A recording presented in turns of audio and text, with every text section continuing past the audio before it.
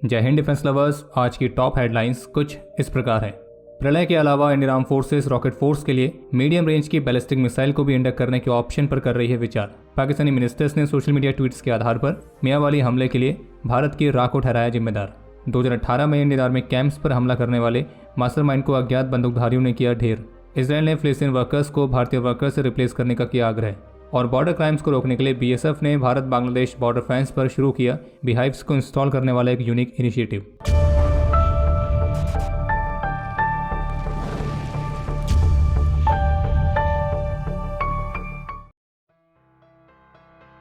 Top media reports के मुताबिक प्रस्तावित रॉकेट फोर्स के हिस्से के तौर पर अब इंडियन डिफेंस फोर्सेस 1500 किलोमीटर तक की रेंज वाली नई बैलिस्टिक मिसाइल्स को इंडक्ट करने पर विचार कर रही हैं। और जबकि इससे पहले भारतीय रक्षा मंत्रालय प्रलय टैक्टिकल शॉर्ट रेंज की बैलिस्टिक मिसाइल की खरीद के लिए भी क्लियरेंस दे चुकी है। और प्रलय मिसाइल का वर्तमान समय में मास प्रोडक्शन किया जा रहा है और ये जल्द ही ऑपरेशन सर्विस के लिए तैयार हो जाएगी। लेकिन जो प्रलय है वो शॉर्ट रेंज की मिसाइल्स में आती है जिसकी रेंज 150 से 500 किलोमीटर तक है। लेकिन अब Indian arm forces conventional roles के लिए 1500 किलोमीटर तक की मीडियम रेंज वाली बैलिस्टिक मिसाइल्स को इंडक्ट करने के ऑप्शन को भी देख रहे हैं। और जबकि इस तरह की ballistic missile already Indian arm forces के अलग अलग सर्विसेज की इन्वेंट्री में मौजूद है और अगर रॉकेट फोर्स के हिस्से के तौर पर अगर इन मिसाइल्स को इंडक्ट करने का फैसला फाइनल होता है तो इन्वेंट्री में मौजूद इन्हीं मिसाइल्स को लेकर एक सेपरेट फोर्स बनाई जा सकती है जो कि इंटीग्रेटेड मैनर में काम करेगी। और वैसे भारत की मीडियम रेंज की बैलिस्टिक मिसाइल्स वाली कैटेगरी में जो अग्नि प्राइम है वो सबसे लेटेस्ट मिसाइल है। तो चलिए इसी बात पर आपके लिए आज का प्रश्न यह है कि अग्नि 1 मिसाइल का सबसे पहला परीक्षण कब किया गया था। अपने उत्तर कमेंट सेक्शन में शेयर जरूर कीजिएगा। तो जैसे कि उम्मीद थी, रविवार को पाकिस्तान के क्वेटा में आयोजित प्रेस कॉन्फ्रेंस को संबोधित करते हुए पाकिस्तानी मिनिस्टर जनरल चकजे की तरफ से दावा किया गया है कि मियांवाली में जो पाकिस्तान एयरफोर्स के बेस पर हमला हुआ था तो इस तरह के सोफिस्टिकेटेड हमले के पीछे का मास्टरमाइंड केवल रॉ हो सकती है। सॉरी, थोड़ा गलत हो गया, दोबारा से रिपीट करते हैं। इस तरह के सोफिस्टिकेटेड हमले के पीछे की मास्टरमाइंड केवल रा हो सकती है। और इंटरेस्टिंग बात तो यह है कि वो रा पे सारे आरोप लगा रहे हैं सोशल मीडिया हैंडल्स के ट्वीट के आधार पर, क्योंकि पाकिस्तानी मिनिस्टर के मुताबिक वो सोशल मीडिया हैंडल भारत की इंटेलिजेंस एजेंसीज ऑपरेट कर रही हैं। और जब हमने इस पूरी रिपोर्ट के बारे में थोड़ा सा इंटरनेट में और सर्च किया तो हमें यह भी पता लगा कि वे किन खास सोशल मीडिया हैंडल्स के ट्वीट के आधार पर ये सारे दावे कर रहे हैं, जिसमें से एक हैंडल है बाबा बनारस, जिसका पाकिस्तानी मीडिया नाम ले रही है कि ये जो हैंडल है इसे भारत की इंटेलिजेंस एजेंसीज ऑपरेट करती हैं। पहले आपको ये बताते हैं कि इस ट्विटर हैंडल से ऐसा क्या ट्वीट हुआ था जिसके आधार पर पाकिस्तान की मीडिया, पाकिस्तान के मिनिस्टर्स आरोप लगाने में लगे पड़े। तो इस हैंडल से 3 नवंबर रात को 10:54 पर एक ट्वीट किया गया, tomorrow is a big day so going to bed early, Jai Hind मित्रों। हिंदी में मतलब हुआ कल बड़ा दिन है इसलिए जल्दी सोना है, जय हिंद मित्रों। और फिर उसके बाद 4 नवंबर के अर्ली आवर्स में मियांवाली बेस पर हमला हो गया था। तो पाकिस्तान की मीडिया और पाकिस्तान के मिनिस्टर्स ने इसी ट्वीट को पकड़ के रोना धोना कर रखा है कि भारत के सोशल मीडिया हैंडल्स इस हमले से पहले ही सेलिब्रेट कर रहे थे और इसलिए इस सब चीज़ के पीछे रा का हाथ है।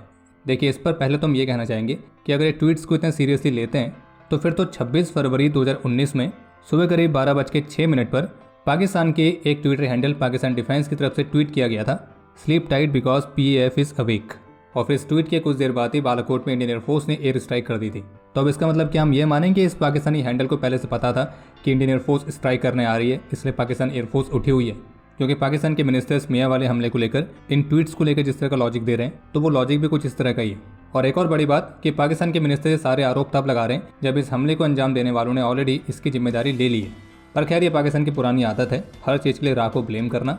और ऐसा करने के पीछे का एक कारण और हो सकता है, वे पाकिस्तान की आम जनता का ध्यान कहीं और लगाना चाहते हैं ताकि उस बीच मियांवाली हमले में जो उन्हें एक बहुत बड़ा नुकसान हुआ है और उनके जो कई सोल्जर्स की कैजुअल्टीज़ भी हुई हैं, तो इन सारी चीज़ों को कवर अप करने का उन्हें टाइम मिल जाए।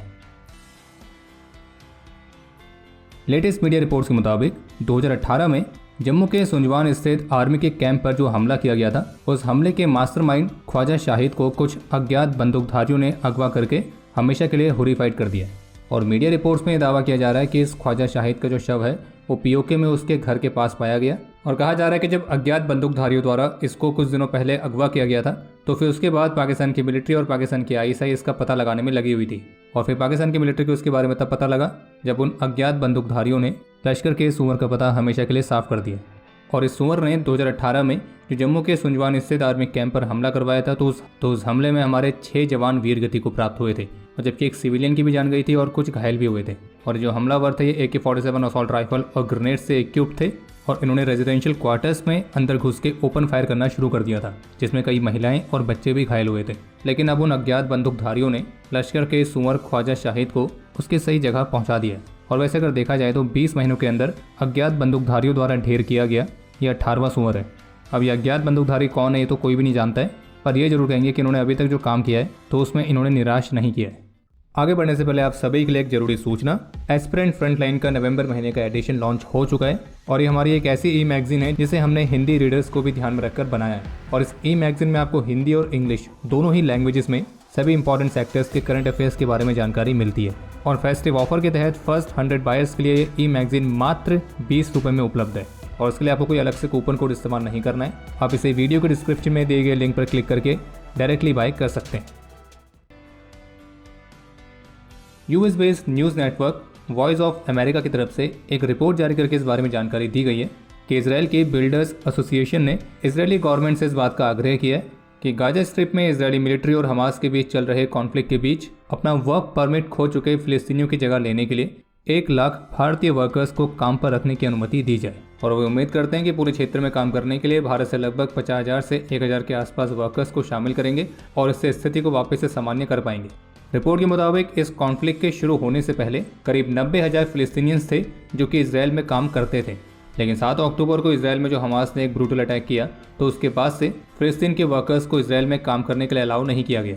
और वर्कर्स की कमी होने की वजह से इसराइल की जो कंस्ट्रक्शन इंडस्ट्री है तो उन पर इसका असर पड़ा है और इसलिए वे चाहते हैं कि इसराइल की गवर्नमेंट उन्हें इस बात की परमिशन दे कि फिलिस्तीनियन वर्कर्स की जगह वे भारतीय वर्कर्स को रख सकें।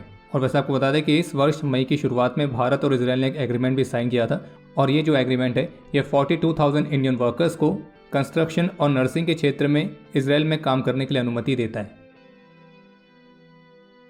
भारत और बांग्लादेश की सीमा पर बॉर्डर क्राइम्स को रोकने के लिए बीएसएफ ने एक बहुत ही यूनिक तरह की इनिशिएटिव को शुरू किया है और जिस पर उन्होंने भारत बांग्लादेश बॉर्डर फेंस पर बीहाइव्स को इंस्टॉल किया है। जिन्हें नहीं पता उन्हें बता दें कि बीहाइव्स उन खास तरह के बॉक्सेस को कहा जाता है जो कि आमतौर पर मधुमक्खियों को रखने के लिए इस्तेमाल किए जाते हैं। और इस इनिशिएटिव के बारे में बात करते हुए बीएसएफ ऑफिशियल की तरफ से कहा गया कि ये अपनी तरह का पहला इनिशिएटिव है जिसे बीएसएफ की 32nd बटालियन ने लॉन्च किया है और इस इनिशिएटिव का उद्देश्य है बॉर्डर सिक्योरिटी को सुनिश्चित करना और साथ ही साथ एपीकल्चर के माध्यम से लोकल पॉपुलेशन की मदद करना। और ये बीहाइव्स बॉर्डर क्राइम्स को कैसे रोकने में मदद करेंगे तो उसको एक्सप्लेन करते हुए बीएसएफ ऑफिशियल ने बताया कि इन्हें जो फेंस पर लगाया गया है तो ऐसा करने का उद्देश्य यही है कि अगर मान लीजिए कोई स्मगलिंग के लिए फेंसिंग्स को कट करने का प्रयास करता है तो उस वजह से फेंस में इंस्टॉल किए गए इन बीहाइव्स के अंदर मधुमक्खियों को डिस्टर्बेंस होगा और जिससे मधुमक्खियाँ स्वार्म अटैक करेंगी और जो भी आसपास मौजूद होगा वो इससे बहुत गंभीर रूप से घायल हो सकता है। और बाकी ये बीहाइव्स एग्जैक्टली कितने नंबर्स में इंस्टॉल किए गए हैं तो उसका खुलासा नहीं किया गया है। और बीएसएफ के इस इनिशिएटिव पर आपके जो भी विचार है आप उसे कमेंट सेक्शन में शेयर कर सकते हैं। बाकी अब समय है आज के इतिहास का। आज के दिन 2016 में जम्मू कश्मीर के कृष्ण घाटी और पुंछ सेक्टर में देश के प्रति अपना कर्तव्य निभाते हुए नायक टी राजेंद्र नारायण और सिपाही गुरसेवक सिंह ने अपने जीवन का सर्वोच्च बलिदान दिया था। आज के दिन 2017 में जम्मू कश्मीर के पुलवामा में अपने अदम्य साहस और वीरता का परिचय देते हुए सिपाही ब्रह्मापाल सिंह वीरगति को प्राप्त हुए थे और इन्हें मरणोपरांत कीर्ति चक्र से सम्मानित किया गया। आज के दिन 1987 में ऑपरेशन पवन के दौरान सिपाही बचित्र सिंह वीरगति को प्राप्त हुए और इन्हें मरणोपरांत वीर चक्र से सम्मानित किया गया था। और आपके लिए आज का प्रश्न यह है, ऑपरेशन सर्प विनाश किस जगह पे और कब लॉन्च किया गया था? समय है आज के टॉप 3 कमेंट्स का जो ये रहे आपकी स्क्रीन पर।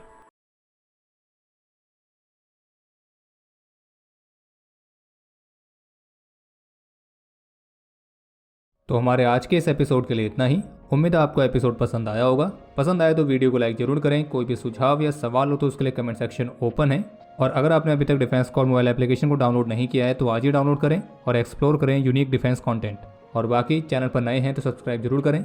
हम जल्दी मिलेंगे नए एपिसोड के साथ। तब तक के लिए जय हिंद, जय भारत।